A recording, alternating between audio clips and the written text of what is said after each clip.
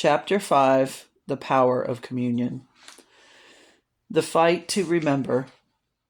As soon as I wake up, there are 1,000 things competing for my attention. Before my feet hit the ground, I can read news from all over the world, find a recipe for dinner, scroll through photos on Instagram, listen to a worship song, and text my friend. And that's all in a matter of minutes. If the mind is a battlefield, then a big part of the current battle is a fight for space. It's a battle for time, for quiet, and for focus. Now, I'm not saying that everyone needs to have hours each day set aside for time with the Lord. That's wonderful if you can do that. But not every person, but not every season of life is conducive to that kind of time. When I was a young mother, that just wasn't possible. I had to learn how to turn my heart toward him for a few minutes while doing the dishes or putting the baby to bed. What we can all do, though, is to create a meditative space, a space for remembering. During our time of communion with God, well, I kind of spoke that wrong. To create a meditative space, a space for remembering during our time of communion with God. There are some days that, because of my schedule, I take communion quickly, but most days I love to take the time to meditate on who God is and what He's done. The Lord wants to reveal different aspects of Himself to us, so every time I take communion, I ask Him, what does this mean today?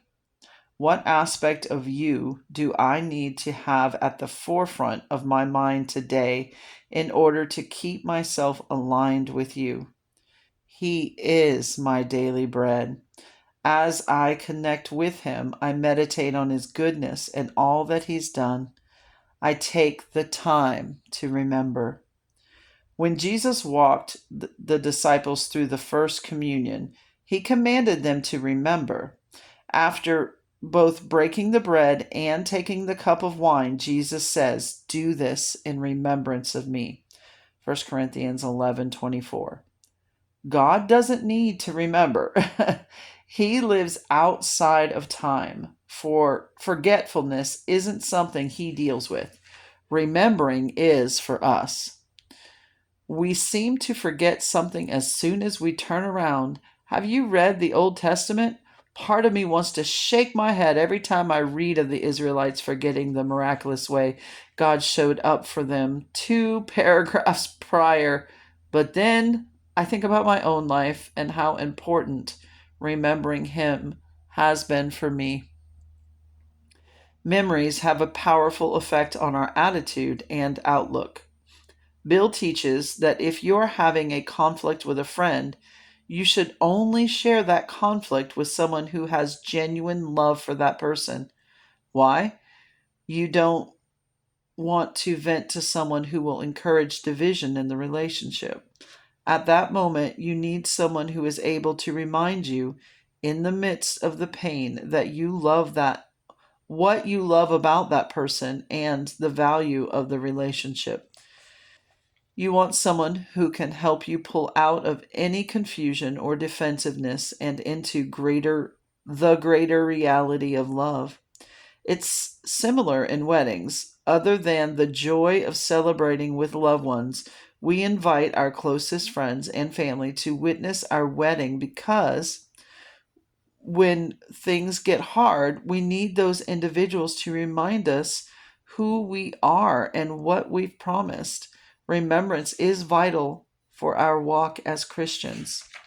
It keeps us aligned with the reality of who we are and the covenant that was made for us. I've had many beautiful moments with the Lord throughout my life, but there are a few that I return to more often than others because of how they reorient my heart. One of these moments is our trip to Nome, Alaska.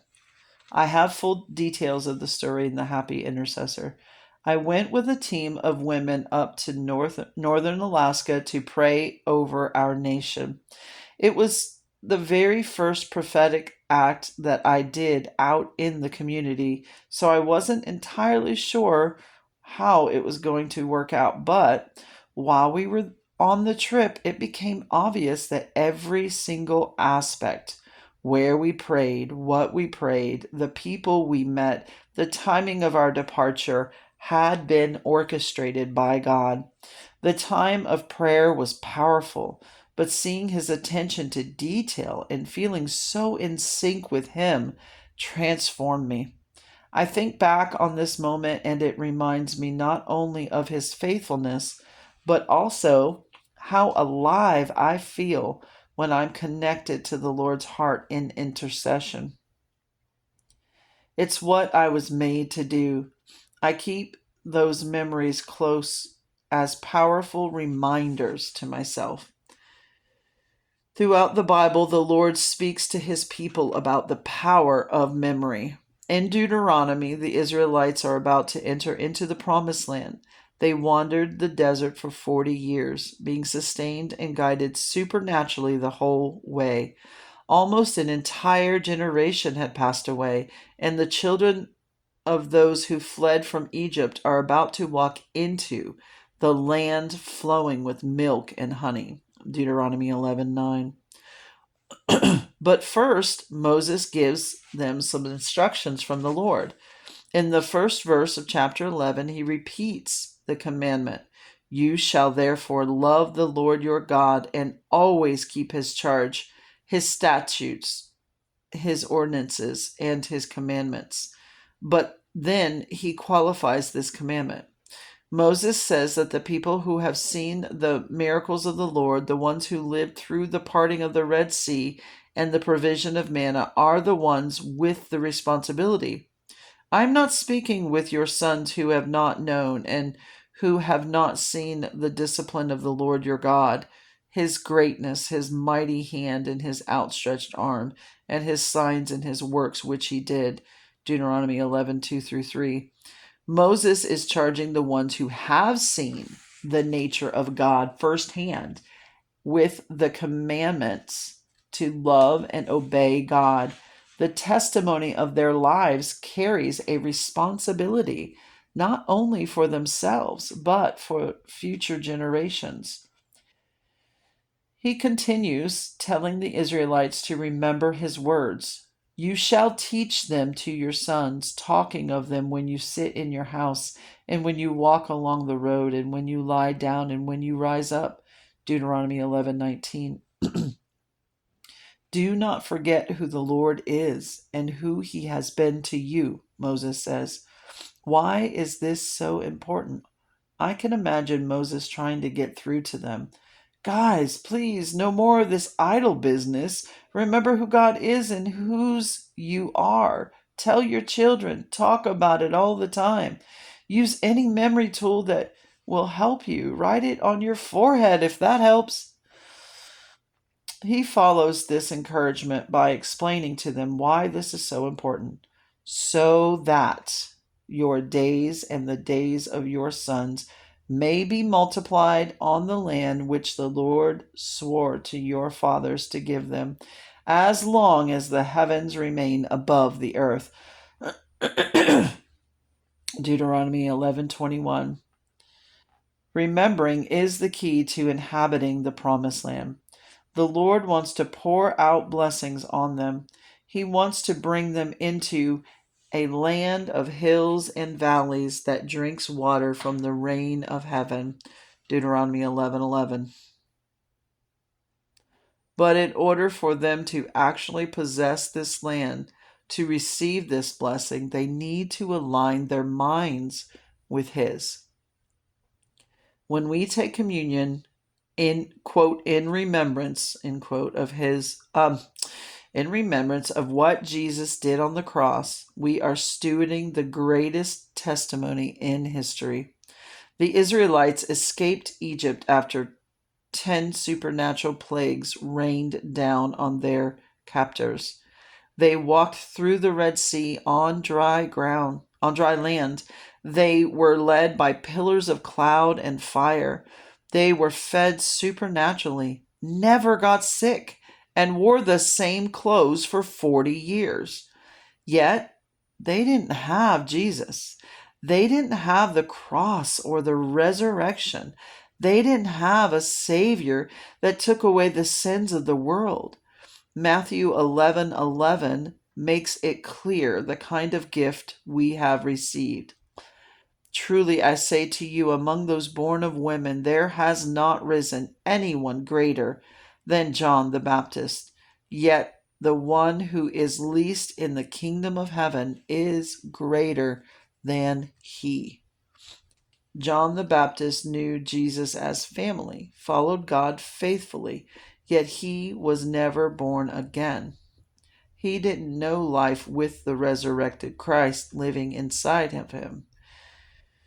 You and I, we get that honor. We have that responsibility. Faith makes us human again. Memory is a powerful tool. It shapes our present by creating expectation for repetition. The brain is literally creating pathways from your thought patterns. Some of the discussion of this began in the New Age movement, but now scientists who study the brain are confirming what the Bible says. What you allow your mind to dwell on shapes your expectations and ultimately your perception of the world. The neurons in the brain strengthen and change with our thought patterns. The more you make certain connections, the more likely your brain will make that connection in the future. Some describe it similarly to the way a popular hiking trail gets worn down and widened. For example, if you're used to thinking the world is out to get you, that neural pathway will have a strong connection in your brain. Something might happen to you, and you think, well, there it goes again. I knew bad things happened to me. But the grace of the Lord always makes room for transformation. You can change these neural pathways by what you set your mind on. As Dr. Stokes, a psychologist, explains, as you practice traveling down new pathways, you naturally weaken old pathways. As you think similar thoughts and feel similar feelings, you either create new habits and beliefs or solidify old ones. Eventually, through repetition and feeling intensity, your new habits run on autopilot. So, when Paul writes to the Colossians and advises them, set your mind on the things above, not on the things things that are on earth, for you have died and your life is hidden with Christ in God. Colossians 3:2-3. It's not just a nice idea. It's actually advice that will change the quote unquote hardwiring of our brains. We are new creations. We know a reality that is greater than any circumstance we can see. We have, quote, the mind of Christ, end quote, and God is inviting us to use it. 1 Corinthians 2:16. And actually it says see 1 Corinthians 2:16, just to clarify.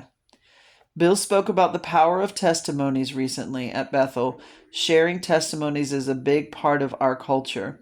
We have a 2-hour senior staff meeting each week where we spend 90% of the time sharing about what the Lord is doing all over the earth. It's amazing to hear about the miracles. The world is truly getting better all of the time.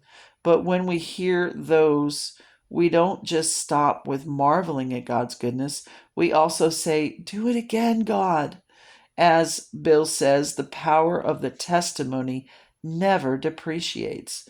Whenever you revisit a story of God's faithfulness or his divine disruption in your life, you are revisiting a place of divine encounter.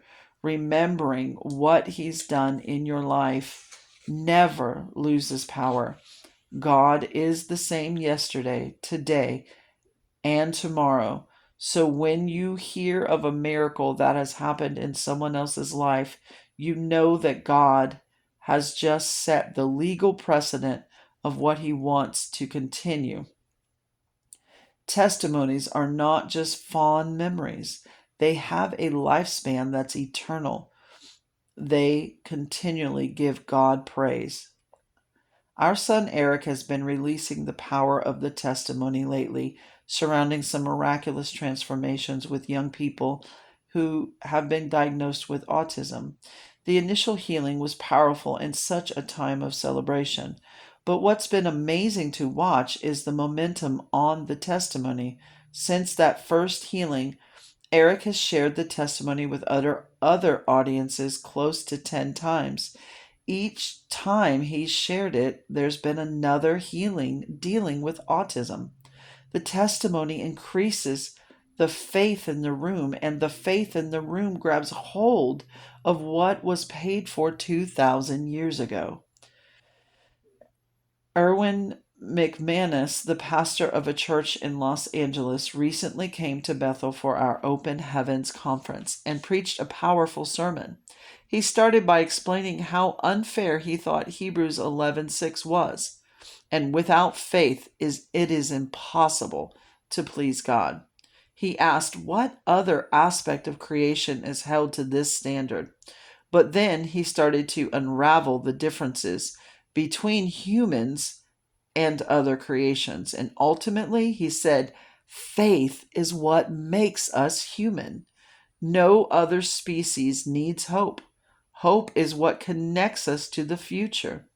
In the same way that bees create hives and ants create colonies, humans create futures. You have the power to create the future, but the moment you lose hope is the moment you're disconnected from the future. We were designed to impact the world around us. We have been given the charge to represent a good God and infuse every situation with heaven.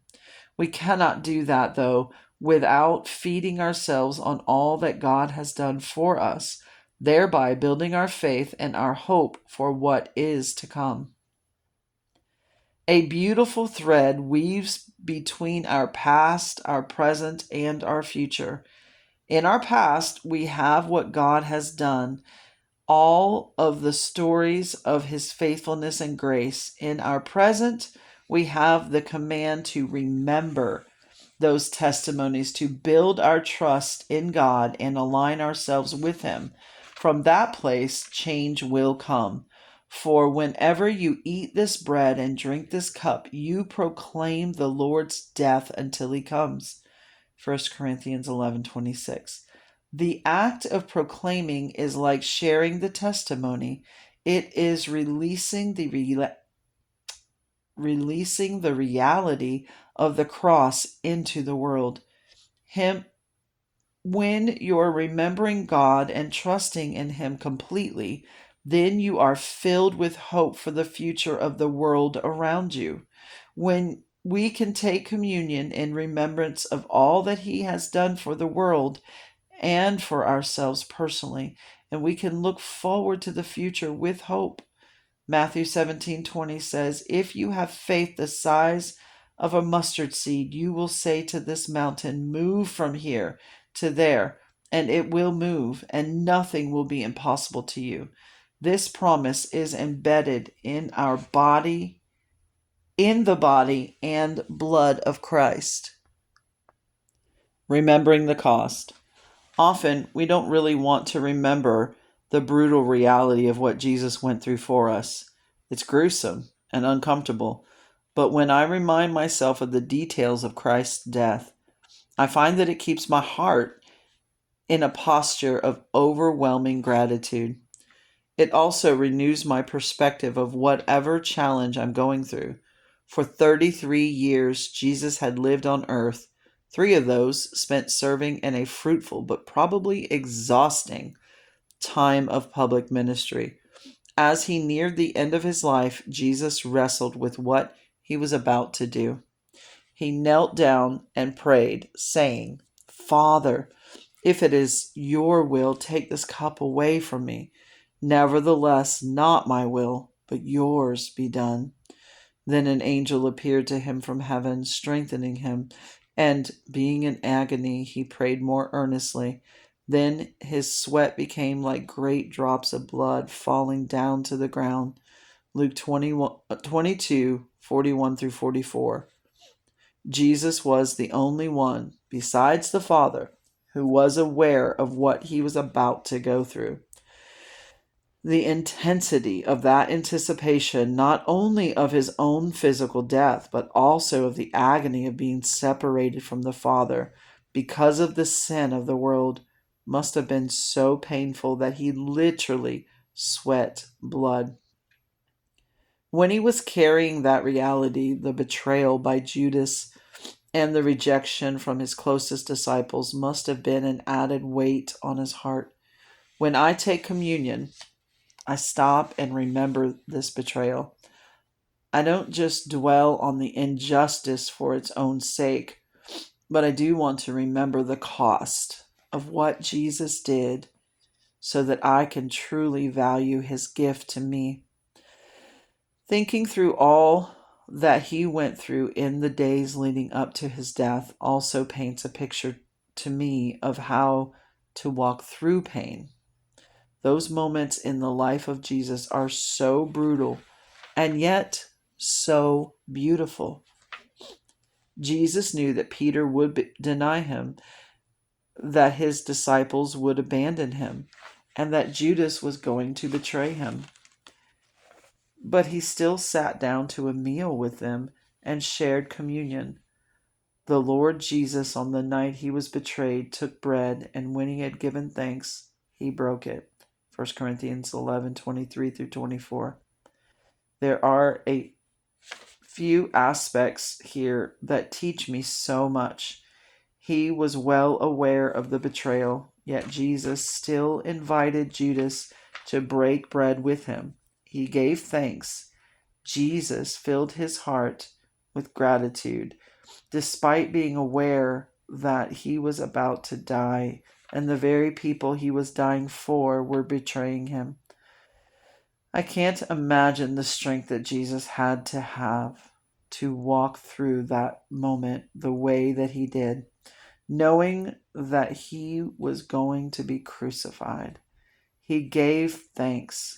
In the midst of betrayal, he opened his heart to his disciples. So when I'm remembering the betrayal of Jesus, I'm not just focusing on the injustice, I'm focusing on Jesus. I'm reminding myself of the way that he walked through betrayal. If Jesus can do that, then he's offering me a model for how to deal with my own hurts and grievances. He's showing me what his love can overcome. I remember the day that this point really hit home for me. I was taking communion with my husband. Over the years, we've experienced a few people who have focused a lot of energy on attacking our lives and ministry. That day, when we were in the middle of praying for our friends and family, Bill started to pray for each of the people who had come against us. He began to pray a blessing over their families, praying for God's grace to be on their lives and for their physical health. I sat there listening to my husband and felt totally convicted. I remembered what Jesus went through, and something clicked in my spirit. I realized, oh my gosh, I can love these people. Despite everything that's going on, I can love them. Jesus didn't shy away from the suffering involved in his sacrifice, the agony of anticipation he experienced in the Garden of Gethsemane, and the betrayal by Jesus' disciples was followed by excruciating physical pain. He was forced to carry a heavy cross for miles while a crowd threw stones at him and spit in his face. Once the cross was erected, long nails pierced through the tendons in his wrist and the bones in his feet. For 3 hours, our Jesus suffered most the most horrifying pain as he hung on the cross, experiencing the weight of sin and the distance of the Father. As a part of meditative communion, I like to remind myself of what he went through on the cross. One day I was imagining his suffering and I realized he stayed up on that cross. Jesus was fully God and fully man. He didn't have to do anything he didn't want to do. He could have taken himself right off of the cross if he'd chosen to, but he stayed. He stayed for me. He stayed for us. That realization brought a whole new wave of gratitude because I know that I couldn't have done that. I would have been saying, "Sorry, Dad, but I can't handle this." Instead, he stayed. There is a weight to remembering the cost that Jesus paid. I never want anyone to cultivate the heaviness that leads to depression. But there is an important humility and gravity that comes when you are remembering how his body was broken for us and how his blood was poured out for us. When I meditate on his experience, I remember all over again that his blood is sufficient for anything I am going through. Jesus paid the ultimate sacrifice so that I could be free and whole. If something is threatening that, I know it's not of the Lord. I can see that he went through what he went through to untangle me forever from sin and sickness. What's at stake? Psalm 78 catalogs the faithfulness of God to the Israelites. Unlike most of the Psalms, this one reads like a history lesson, but embedded within the narrative is a warning. Do not forget the works of God. Verse 7. We will not conceal them from their children, but tell to the generation to come the praises of the Lord and his strength and his wondrous works that he has done. For he established a testimony in Jacob and appointed a law in Israel, which he commanded our fathers that they should teach them to their children, that the generation to come might know, even the children yet to be born, that they should put their confidence in God and not forget the works of God, but keep his commandments and not be like their fathers, a stubborn and rebellious generation, a generation that did not prepare its heart and whose spirit was not faithful to God. Psalm 78, 4 through 8.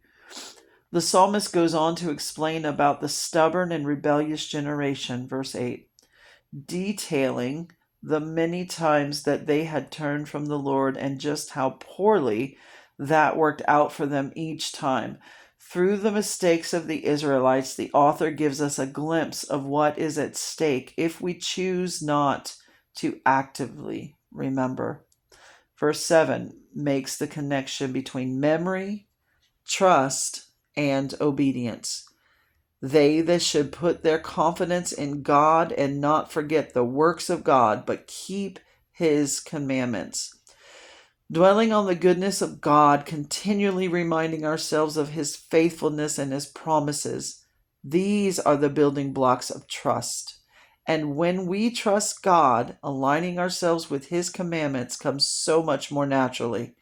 Without our keeping him in the forefront of our minds, that confidence crumbles and fear takes hold.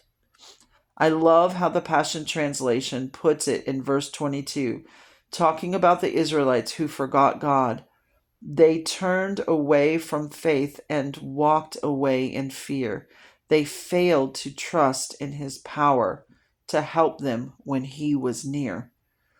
there are very real consequences to our forgetting who God is. When his goodness and faithfulness are not fresh in our mind, we can become callous toward God. We can feel hesitant to trust in his goodness, and that can lead to a heart that has not been cultivating gratitude. We can see the results of that within our own lives and the lives of the Israelites. As soon as they started forgetting, they began to fear.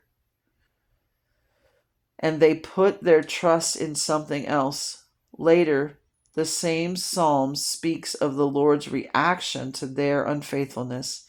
He abandoned the dwelling place at Shiloh and gave up his strength to captivity and his glory into the hand of the adversary. Psalm 78, 60 through 61. This verse is incredibly sobering. Because of the Israelites' forgetfulness, because they turned from trusting in God completely, he allowed his presence to be removed from their midst. They were no longer recipients of his strength, and they no longer had access to his glory. We live under the new covenant. God has promised never to remove his presence from us, but we still have the same choice that the Israelites had. Will we remember and trust in God's love for us, or will we turn to fear and fending for ourselves? The psalmist describes an all too familiar heart issue. Even when they saw God's marvels, they refused to believe God could care for them. Psalm 78:32, the Passion Translation. Will he take care of me? Will he provide for me? Was his blood enough for what I'm going through? Each time we take communion, we are testifying to the enormous, radical love of God. We are reminding ourselves that we had a debt that we could never, ever repay, and that we are condemned to death. There was nothing we were condemned to death, and there was nothing we could do about it. But God, his love was so extravagant that he sent his son to die in our place, to suffer indescribable pain so that he could take on the sins of the world. For God so loved the world that he gave his only begotten Son, that whoever believes in him shall not perish, but have eternal life. John 3:16. This was the first verse I learned as a child. It's a perfect one that we can take for granted because it's so familiar. I would encourage you, as you take communion, to meditate on this verse. Allow your remembrance of him to take you to a new level of understanding. It was all for love. Love took him to that cross, and love kept him there. When you take communion, experience the invitation to remember the weighty reality of his absolute and perfect love for you. End of chapter 5.